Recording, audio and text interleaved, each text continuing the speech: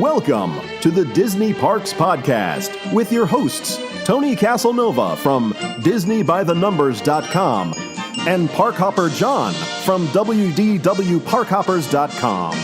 Keep your hands, arms, feet, and legs inside the podcast at all times. And get ready for the Disney Parks Podcast. Well, hey guys, we want to let you know about our sponsors, Theme Park Concierges. Now, there's a lot of ways that you can enjoy the Walt Disney World Resort and Disneyland and even some of the other Orlando theme parks, but the best way is with the personal VIP concierge.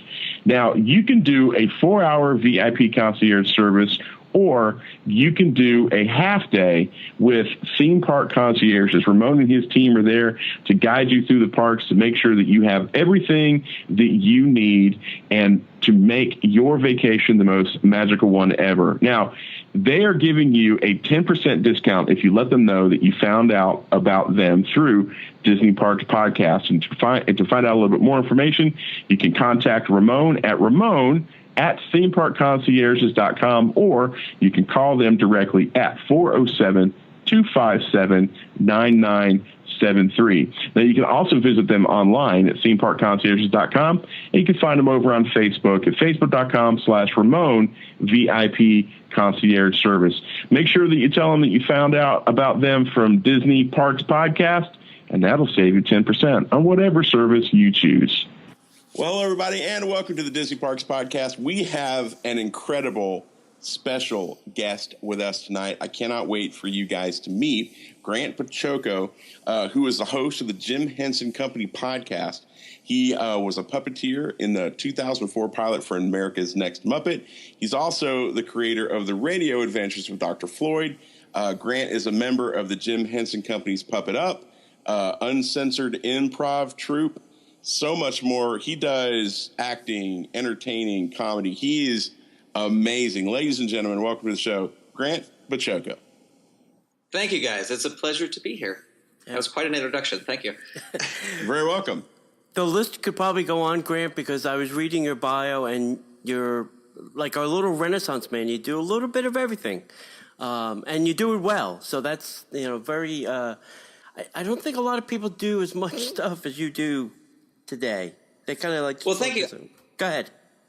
Yeah, no, I just like to, I'm not, I'm very fortunate and I do get work, but a lot of times I'm not working. And so I just I can't sit around and do nothing. I got to create, so that's a lot of that just comes from, I can't sit here all day bored. I got to do something. So, yeah. So really, how did you get started as an entertainer? Let's call you that, an entertainer, because you do a lot of entertaining, acting, comedy, puppetry, and more. So how did you get started? Yeah, well, I at a very young age, for some reason, I always wanted to perform, which my parents were very supportive of, but they were a little perplexed by, because I don't think either one of them necessarily likes getting up and talking in front of people or being in front of people. But I loved it, and one of my earliest memories is my parents had bought me a little red Radio Shack tape recorder, and I would record my own shows into that tape recorder and then play them back. And my mom used to say, he realized he couldn't talk 24 hours a day, but if he recorded himself, then it could sound like he was talking 24 hours a day. And I would always, if we had, family over, I would organize the kids into putting on a show for the grown-ups after dinner, that kind of thing. And then when I got into junior high, that's the first time I did sort of a theater thing. I guess I did a little bit before that, but the first official kind of I played a fireman in some play. I don't even remember what the play was. And then once I got into high school, my sophomore year, we got a brand new drama teacher, and he is the guy who really made me see I love this. I love theater. I love performing. And so it started as an early age. Yeah. That's fascinating. It really is. It's interesting, too, because my brother and cousin used to, put on, I'm using my air quotes, shows. Right.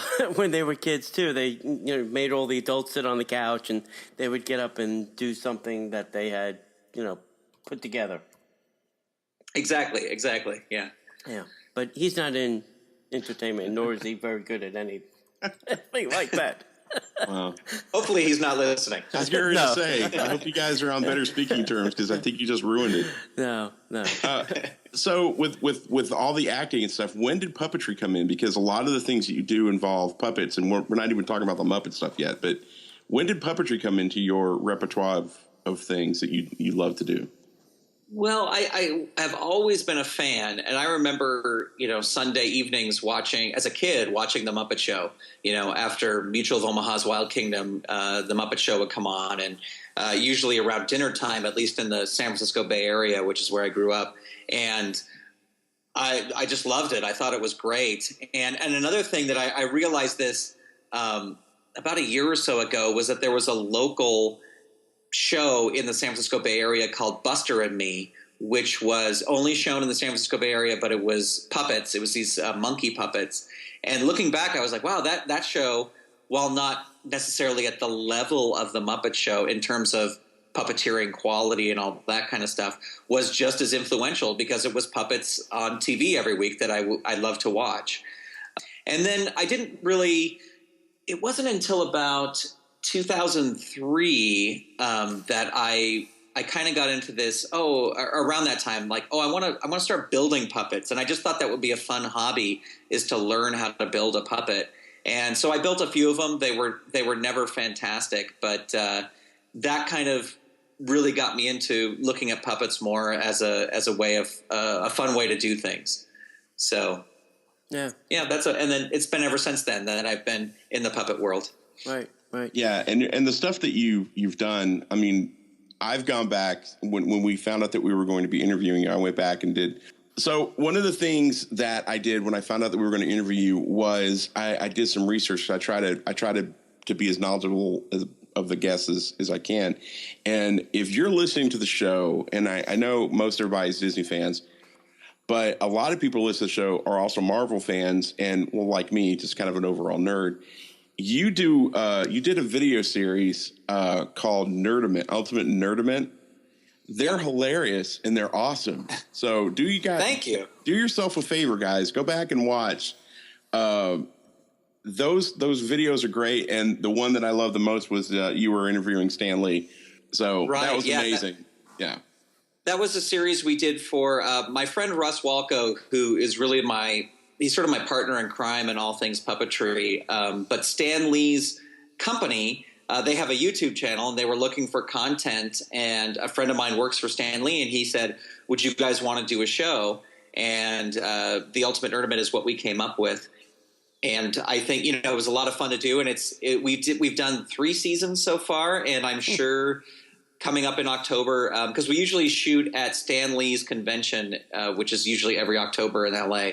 So I'm sure we'll do another season because it's just so much fun. And it's these 2 puppet characters, Stan Lee and Jax, who go to comic book conventions and ask people, ultimate fan questions. Right. So I think our first one was, which superpower would you rather have? And each episode we would put 2 superpowers against each other to find the winner. And then the winner would go against the winner of another match. And then we would, narrow it down into the ultimate superpower. Right. And then we did which Avenger would you rather be? And then which Star Wars character would you rather be? And I watched that series. They've been a lot of fun to do. That was a fun series to work on. It must be also for the Marvel people. It must be great to, work with Stan Lee as well, because I'm sure there'd be a lot of people that are listening that would love to do that. Yeah, well, what's funny about the Stan Lee thing is we work very closely with kind of his staff, and then the time we interviewed Stan Lee, they were like, "Oh, we're going to bring Stan over. He'll be over in 5 minutes. Just be ready to go." Because he's a busy guy. He's sure. They're always bringing him one place or another. And so we were ready with the puppets. He came over. We put the puppets up and we interviewed him. And then he was gone. And everyone goes, "Oh, was it so great meeting Stan Lee?" And I go, "Well, my hand sort of met Stan Lee because he just brought him up and interviewed him and he left. So we didn't really get to talk to him all that much." Oh, that's tragic, my friend. Yeah, that's terrible. Well, at least your hand got to meet him.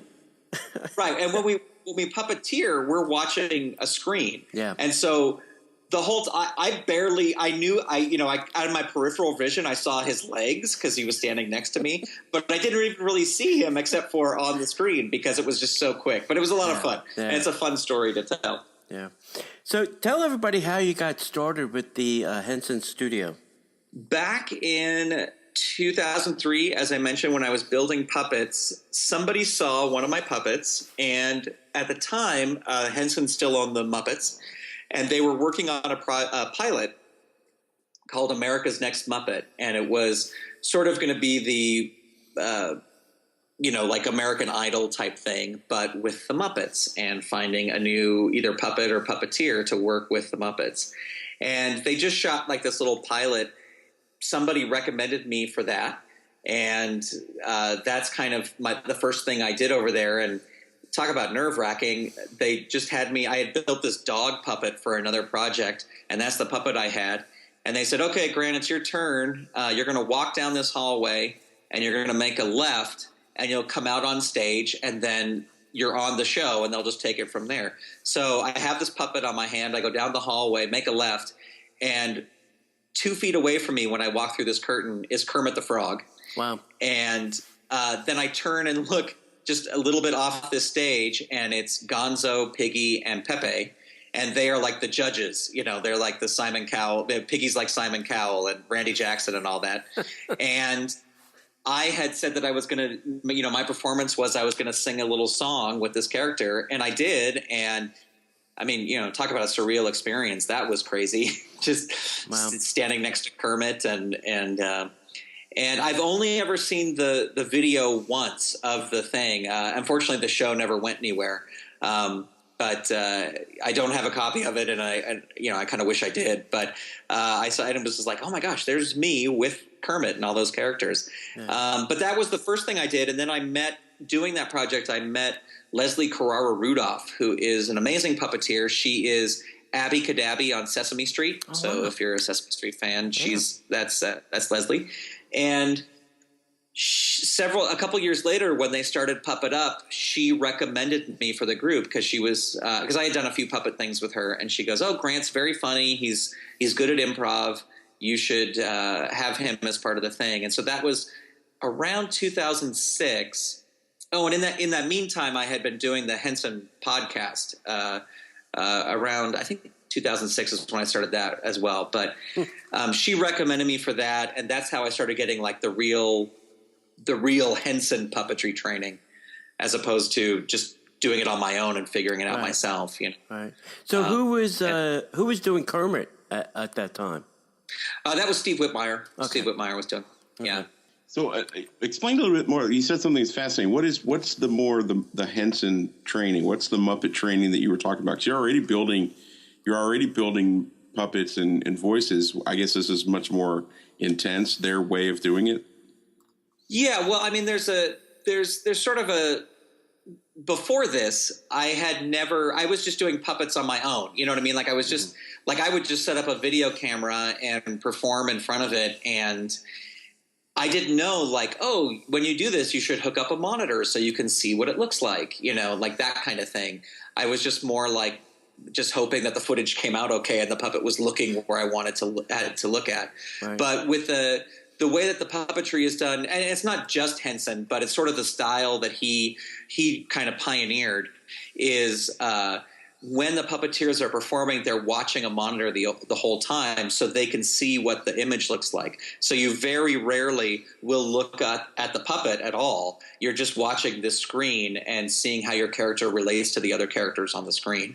So, and the weird thing, the thing that's really tricky about that is when you look at a monitor and your hand is above your head and the puppet is in front of the camera, everything on the monitor is flipped. So it's not like looking in a bathroom mirror where, if you turn one way, the puppet turns the same way. On this, it's like if you turn the puppet one way on the screen, it looks like he's going the other way. So that is a big bulk of the training is just, getting over that hurdle of, everything I do on the screen is going to be opposite. Right. Retraining your brain to think opposite directions. Yeah. Wow. Yeah, exactly. And there's other Henson things too, just about like, like one of the things is we try not to do, they really try not to do like kind of cartoony voices. The voices are more real because, you already, not necessarily Kermit, but it's like, oh, you already have a talking bear or a talking frog. That's crazy enough without doing a crazy Saturday morning cartoon voice on top of it, Right. So little things like that, I would say, are part of the Henson training. Yeah. Well, I wished when we were on the Adventure by Disney that we all took video of it. We really should have, but we didn't because it's it's not pretty to watch, John. A amateur person do that thing. So I'll say if you want to see that, you can come to Puppet Up Uncensored because every night we pull somebody up out of the crowd and force them to do puppetry. Yeah, it's part of the show. So and then usually that gets the biggest laughs of the night. And we're not laughing at the person at all. Right. We're just laughing because it is it's not as easy as I think some people think it is. Yeah, it's completely hard. So you talk about building the puppets. So do you build a puppet, or are you saying, oh, wait a minute, hold on, I have this character in mind, let me try to build a puppet. So what comes first, the character, the puppet, and then how do you go, all right, now I have this voice, or maybe you come up with the voice, and then you go, here's a puppet, this is the character. So how does that all work, Grant? Well, it can work either way. Sometimes people want like, oh, I want a stork that talks like this, like whatever. And then the character comes kind of second. But a lot of times, like for my friend Russ, who I spoke about before, like when we were creating for the Ultimate Nerdament, we knew we just had kind of like we want to do this type of show where we're asking fans questions. Okay, well, what kind of characters would we have? Oh, well, what if it was like sort of a boy who he's a nerdy guy. He doesn't have any friends. So he built a friend who's a robot. And so those are the two characters. And we, outside of that, we knew it was a boy and his robot. And the first day of filming, we kind of found the characters throughout that day where it's like, oh, Stanley, the character I play, is a little bit of he's really a nerd all the time. And the robot who he built kind of gives him a bad time. He's one of the people that kind of piles on him because even though he built him, he realizes what a nerd this guy is, and so they're still good friends, but he can come sometimes, kid him a little bit too much. And so that was an example where we had these two characters, but, the physical characters, but we didn't know what their actual character traits were going to be until we just started doing it. But sometimes there's just a puppet project where it's like, oh, we need a human character and he's a really mean bully, and so he's got to look like a real mean bully, and then that would inform the character too. So it goes either way. Okay. But yeah, I mean, my wife and I both did theater. She did it way deeper into college than I did, but you deal with actors and they have to come up with motivation and their characters. You take it another step. Not only do you have to do character development, you have to do character development and figure out how to make it work through a puppet. That's fascinating. Yeah. And super challenging for those of you who have no idea. It's super challenging. So that's amazing that you do that. Well, I was very fortunate last summer to get to work with Kevin Clash, who was Elmo for many years. Yeah. And he is just like a brilliant, amazing puppeteer. And he said something and it was like, oh, of course. And like I had been doing puppetry for, 8-9 years up to that point. But he said, your hand is the actor, so you have to, if you were a theater actor, like you said, if you're sad, you know how to stand with your body. But now it's like your hand is the actor. So you have to think like, oh, if the puppet character is sad, how would he stand? And translate that through your hand. Wow. Yeah. So working with Henson and the Muppets, you've obviously spent time at Henson Studio. And for those of us who might have never been to the Henson Studios, would you mind taking a couple of moments and just kind of telling us a little bit about the studio and what it was like actually being there and working there and being involved in productions on that studio site? Sure. I haven't been involved in many, but I've been very fortunate to be over there and lead some Adventure by Disney tours over there. And I've worked on a few things over there. But what mainly for me as a creative person is that it's a small lot, but it really is set up to be like a creative sort of inspirational place. I mean, I think it's on La Brea, close to Sunset Boulevard, and if you have been to that area or walked around that area, you know that at times it's not it's kind of a gritty place to hang out at, if I could be polite about it, I mean, right across the street from the front gate of Henson Studios is a strip club, it's not a, like walking around the streets, you're kind of, you're just checking everybody out, making sure that you're safe. But once you're inside the Henson lot, the way that Henson, it was mostly Brian Henson, was the Henson kids, but the way they set up the lot and the way the buildings are kind of decorated, and to me, like if I have something to do over there, I will usually go over an hour early and just sit, because it's like this little oasis right in the middle of sort of downtown Hollywood. That again, it's not a big giant lot. There's only one soundstage, but it's really like a beautiful lot. It's you can sit there and like a photographer could take a lot of pictures, really beautiful shots, because the buildings are just beautiful, and that's just the buildings. Not to mention like, around this corner there's a big dinosaur from Dinosaurs just out here, or there's a little demon from Storyteller hidden up under this eave. There's little touches like that too. So it's really just a beautiful place. Yeah, it is almost like a little park setting, I would say. Yeah. Yeah. And there's a really good episode of the Henson Podcast where I interview Joe. And we don't do the podcast anymore, but they're all still online. And one of them is an interview with Joe Henderson, who's sort of he's sort of like in charge of the facility. Like he's like, if you wanted to rent it out, you'd have to go through him, kind of thing. And he gives some great stories about how they decided like what to name the buildings, and what it was like when they first found the lot and how they really changed it. And it's really an interesting story. Yeah, that's cool. And for hot dog aficionados, Pink's is down the street as well. Exactly. Yes. Because that was our first stop. Let's go to Pink's. I can't believe I was right there twice and didn't know the Henson Studio was right around the corner. Yes. I'm so disgusted with myself. Yeah, it's right there, baby.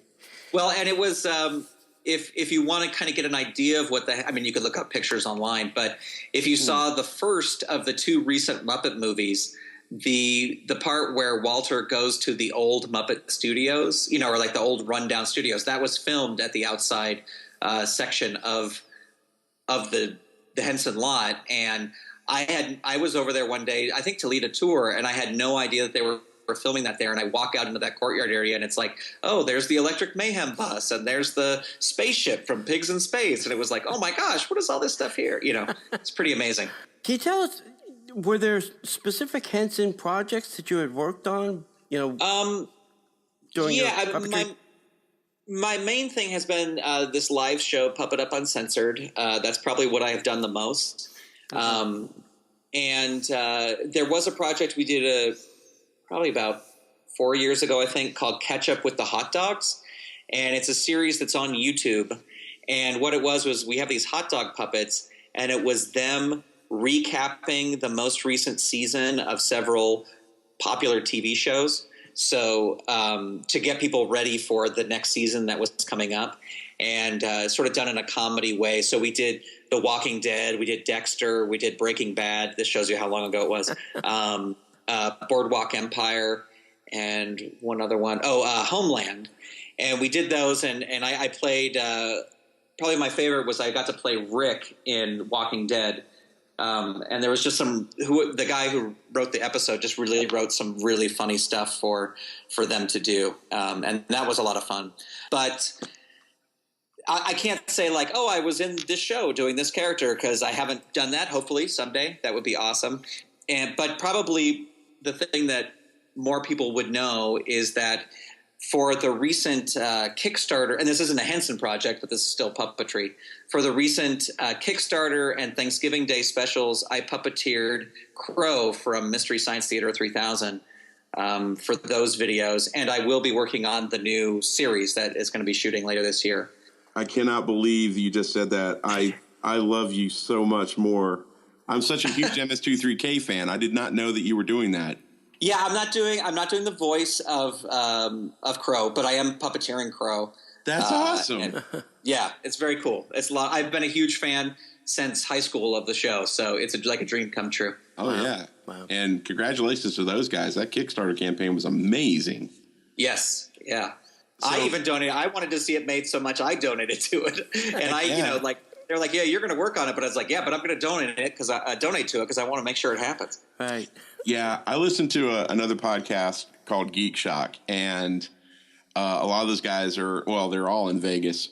And they were talking about it for so much. I got involved in it. I was so excited, and I can't wait to really get into the episode. I haven't been able to keep up with any of it, but I'm excited because they're coming out with it. And gosh, that's great. That's such a huge deal.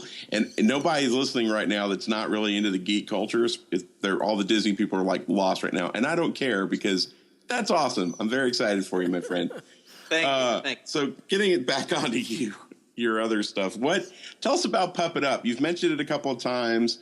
It sounds like it's incredibly fascinating. Tell us a little bit more about this show.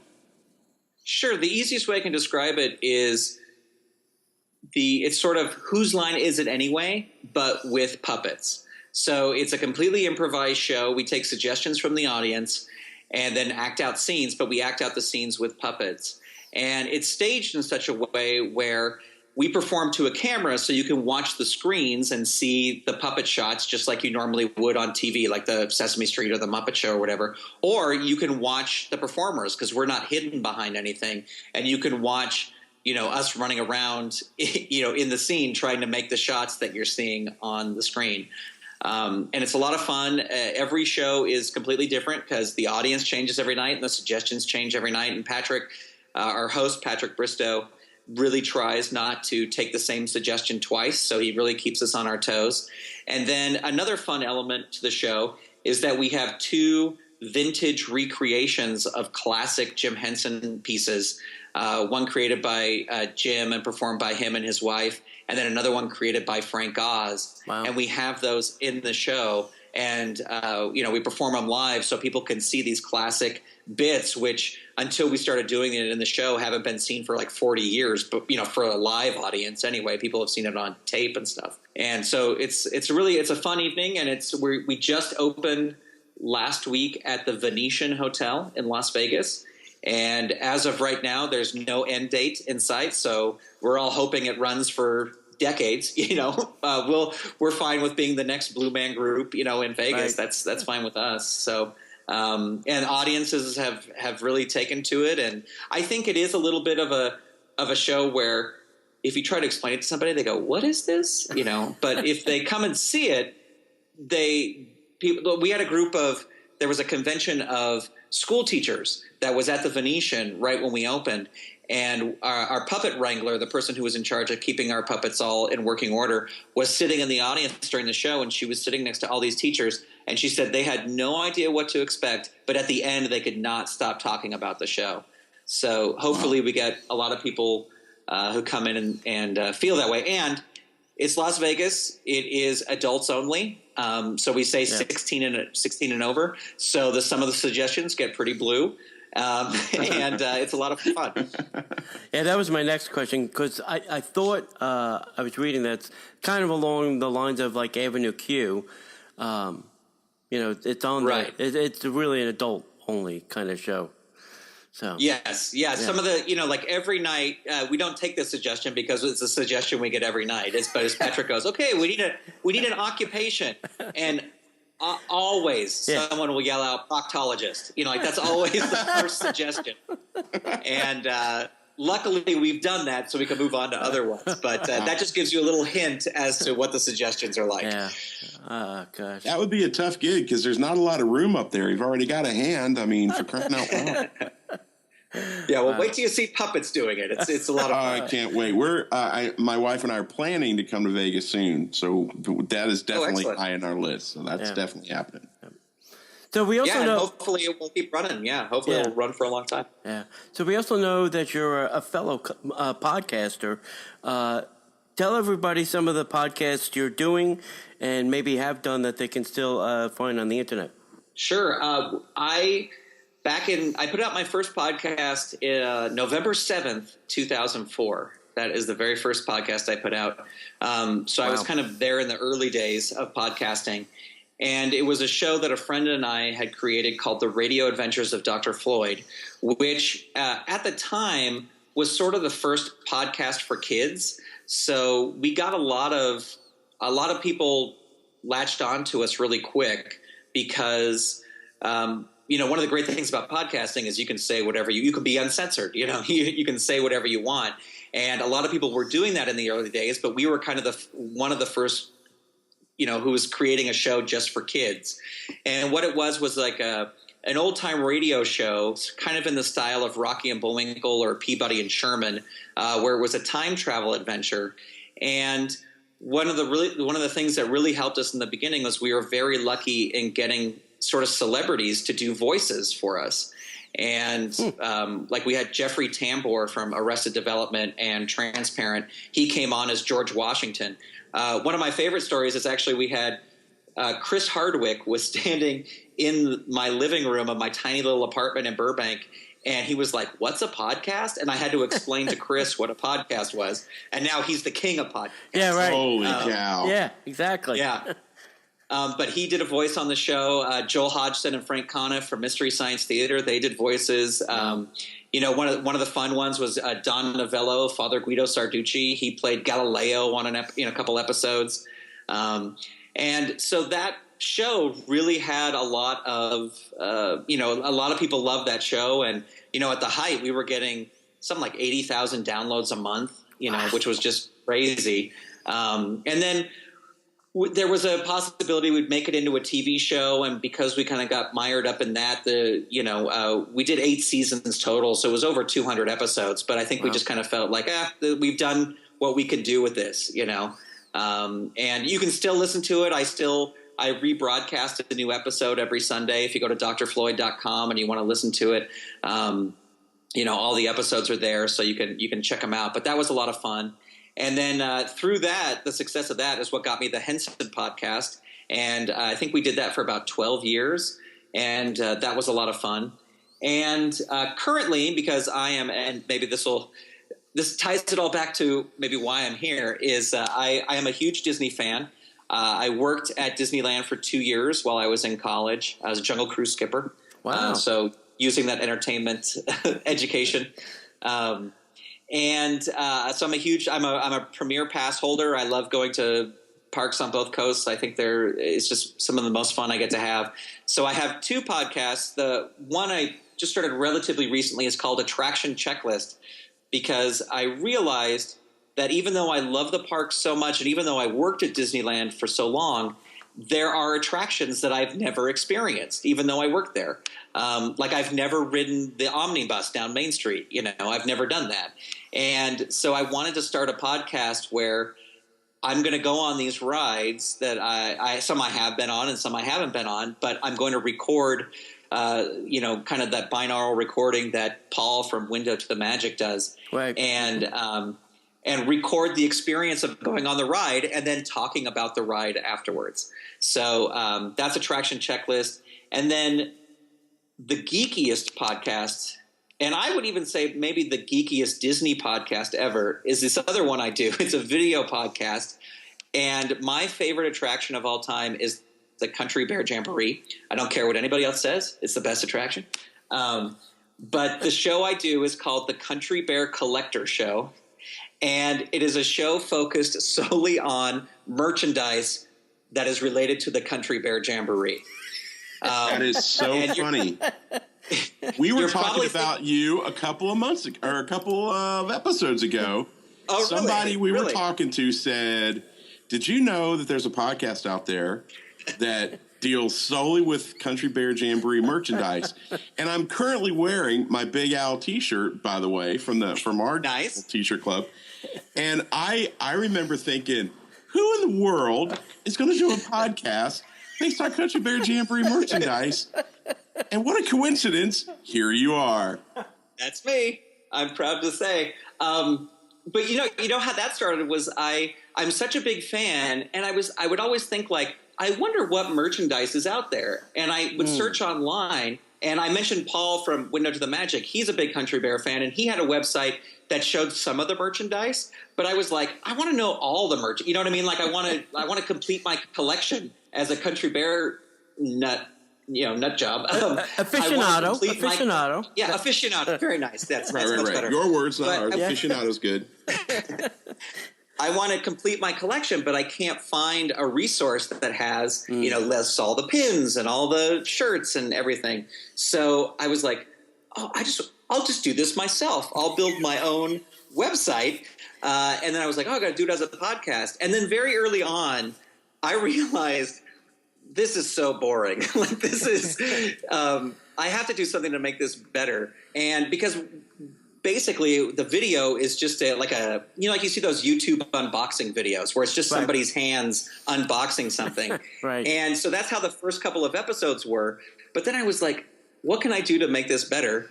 And I had my friend Russ, who's an amazing puppet builder, build me a pair of bear hands. So now it's a bear who is a big fan of the Country Bear Jamboree, who's reviewing all this stuff. And just a couple weeks ago, I celebrated 1 year of doing it. I can't even believe there's that much merchandise, but I haven't even scratched the surface yet. I'm sure you haven't. Yeah, I'm sure that there's like gazillion things out there. Yeah, and I haven't even talked about any of the merchandise from the movie yet because I'm not sure. We talked about character earlier on. I'm not sure what this bear thinks about the movie, and I don't know if he loved it or if he hated it or whatever. So I don't want to, until I get his mindset down, I don't want to review any of the movie merchandise yet because he may just hate the movie. I don't know. Do you do a voice? I'm sorry, I have not heard this podcast. Do you do a voice for the bear? What's the bear sound like? Yeah, the bear. Well, welcome to the Country Bear the Country Bear Collector Show. Today on the show, we're taking a look at this. That's kind of that makes total sense. That's amazing. That's crazy. That's so funny. And I think when I posted the first episode, I posted somewhere and I just said the great thing about podcasting is you can do these like real niche podcasts. Like these real. And somebody's comment was, there may be such a thing as too niche, meaning that this podcast was way too specific. But I get like 150 downloads per episode, so it's like, well, somebody else out there is liking it. I was going to ask how well received it, and you must get some feedback, comments, or email, or I have that, or where did you get that? Yeah. Some people like when the recent Country Bear Jamboree sipper jugs that they sell at the parks. Yes. Mm-hmm. Now, like when those came out, people were like, oh my God, where did you get that? And I have a friend who works at Disney World, and at first they were only available there, and he was able to get me to. And so I did just a quick episode where I said, oh, these are, the bear was like, oh, these are now available at the parks. And I got a lot of feedback from that. And then through the show, I made a friend who works at Tokyo Disney. Oh, wow. And she only speaks Japanese. She speaks very little English. And she posted a picture on Twitter. This was just a couple months ago of a keychain of Henry. And it's like a plush keychain of Henry that they released for the 33rd anniversary of Tokyo Disney. And I just messaged her through Twitter because I saw the picture. And I just said, can I send you a check and you can send me one? And we wound up kind of like I sent her one of the sipper jugs because they didn't have those in Tokyo Disney. And she's a big Country Bear fan. And so like when I did the little review of that keychain, that got a ton of response because that's not something that's available here in the States. Yeah.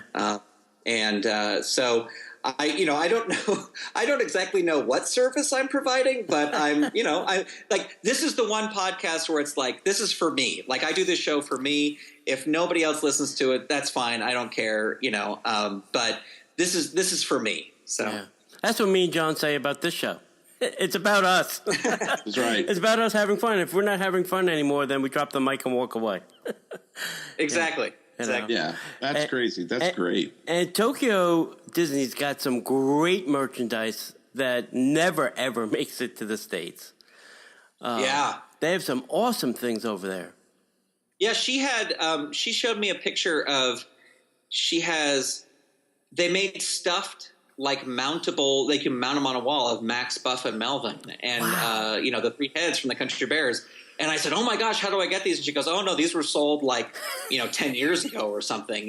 This is old merchandise. Yeah. And, but it's stuff like I'd never seen before. And it certainly seems that Tokyo Disney loves the Country Bears, and they're not afraid to make, all their 33rd anniversary T-shirts and stuff have the Country Bears on them. Wow. They're just kind of in silhouette form, like around the sleeves and stuff. But still, it's like, oh my gosh, they're actually putting out merchandise for the Bears. It's really great. Yeah.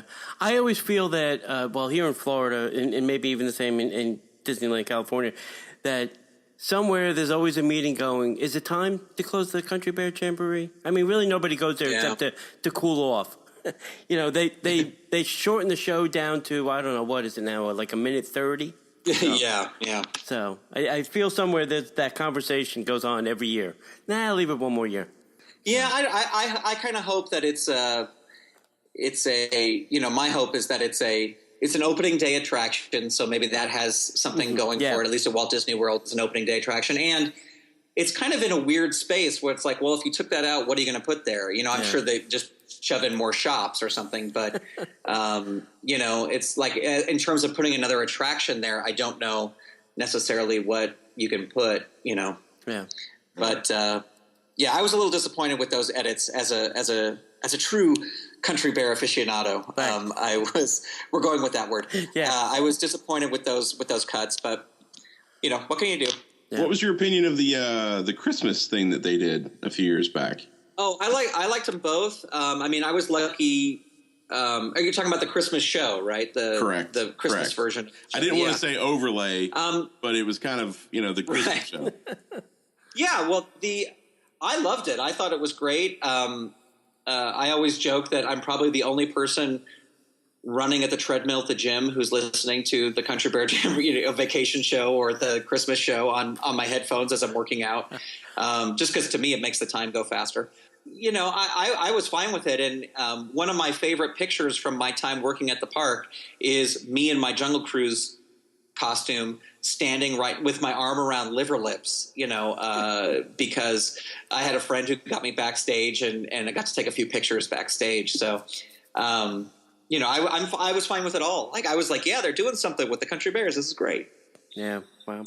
And one of the cool things was recently my agent also represents Pete Renaday, who does the voice of Henry and who did the voice of Henry in all three versions of the shows. Wow. And she was very nice. She put us in touch, and I got to sit and have breakfast with him. And that was, I'm sure he thought I'm just as crazy as all your audience thinks I'm crazy now. But, it was a lot of fun. And he was a super great guy and just fun to kind of hear stories from that time and building creating the attraction and that kind of stuff.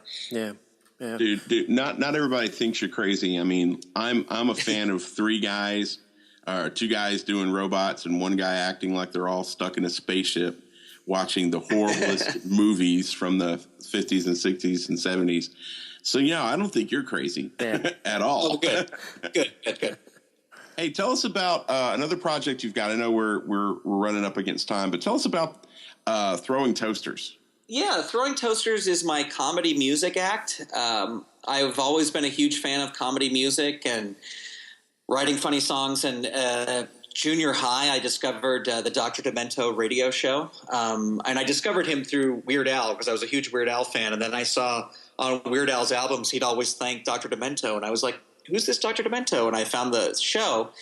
And just a huge fan of comedy music and wanted to start trying to write my own. And that's how Throwing Toasters came about. I wrote a couple songs and was very lucky to get them played on Dr. Demento. And then after I graduated college, I had a degree in theater and I was going out on auditions and stuff in the San Francisco Bay Area, but I kind of wasn't getting, when you audition for stuff, if you're an actor, you audition for a million things and you maybe get two things, I was auditioning all the time and I was like, but I want to go out and perform. And it's like that creative energy that I needed to get out. And so I just kind of taught myself how to play guitar and started going out and performing as Throwing Toasters because I had already had a few songs played. And I was like, well, I got to keep that name because I'm sure millions of people know me as Throwing Toasters. Nobody knew me as Throwing Toasters, but I kept that name, and then the joke was that we were a band, but I was the only guy who ever showed up. Like there was always some excuse why the rest of the band couldn't be there, and just started doing stand up in San Francisco, and then I moved down to LA and started doing stand up there, and toured colleges for a while, and released a couple CDs, and probably the career highlight was I got to open for Weird Al at one of his shows, which was totally awesome, which was the greatest experience ever.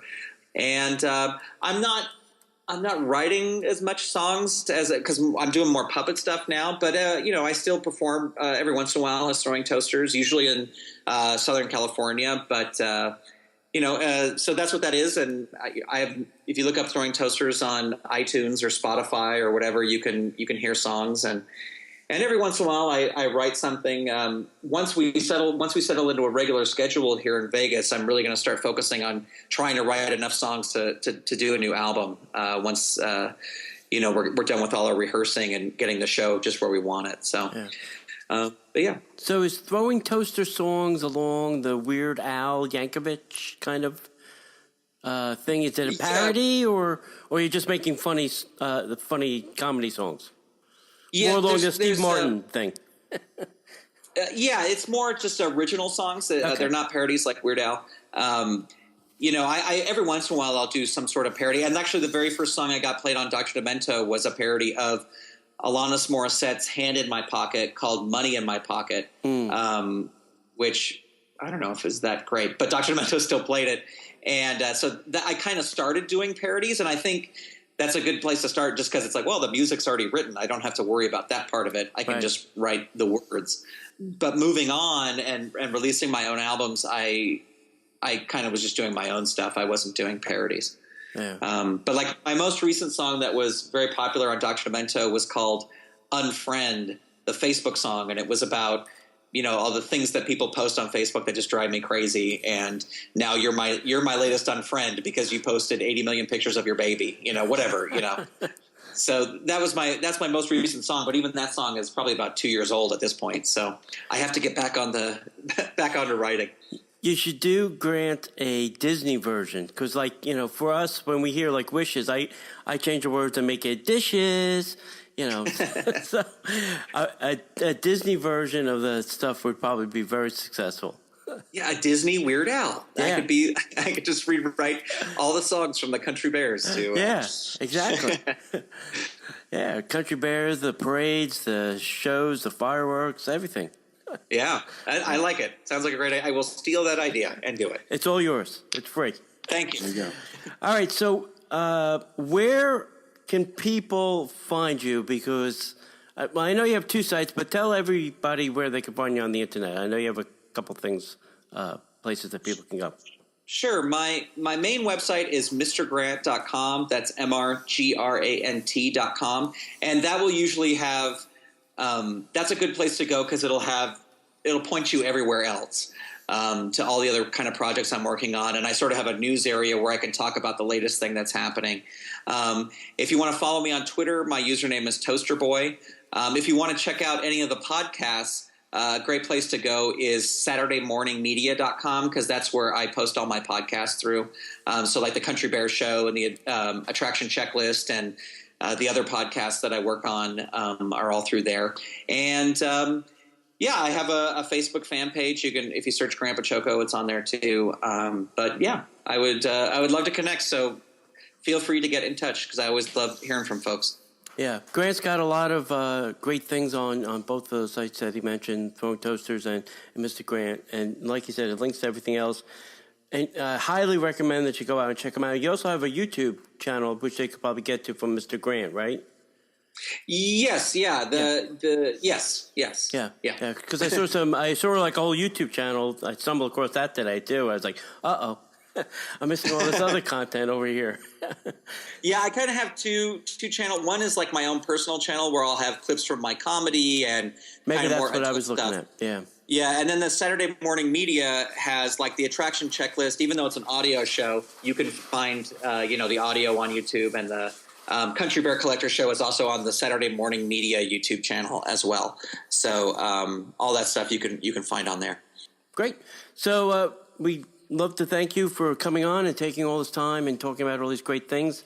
And, after you get Puppet Up going, maybe we'll have you back on and talk about some more things that you get going. Absolutely. I would love to. It's been my pleasure. Thank you guys for having me. All right. Thanks, everybody, and we'll see you in the parks. Hey, we'd like to thank you for listening, and this show is sponsored by Dizwheels. Dizwheels has mobility scooters, strollers, and wheelchairs starting at only $20 a day. Single stroller, double stroller, whatever you need, they will get you moving. They also have one-day rentals, and they have free delivery and free pickup. If you want more information, go visit them at www.dizwheels.com or call them at 407-501-6883 to book, and you can check them out on Facebook at facebook.com/Dizwheels. That's DIZ Wheels. See you in the parks. The Disney Parks Podcast is not affiliated with the Walt Disney Company. All Disney parks, attractions, lands, shows, event names, etc. are registered trademarks of the Walt Disney Company.